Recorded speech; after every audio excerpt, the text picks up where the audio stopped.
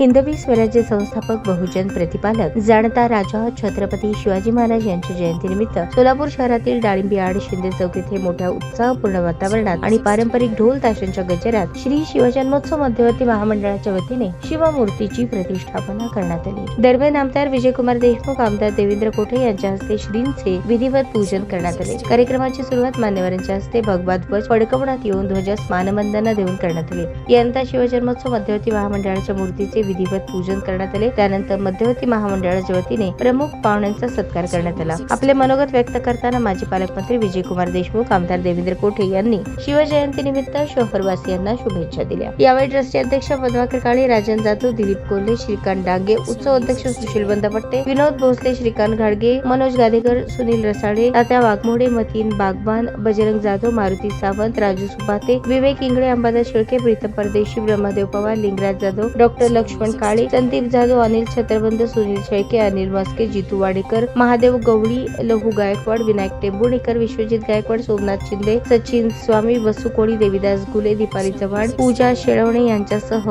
पदाधिकारी आणि कार्यकर्ते उपस्थित होते। ताज्या बातम्या पाहण्यासाठी प्राईम महाराष्ट्र न्यूज चॅनलला सबस्क्राईब करा।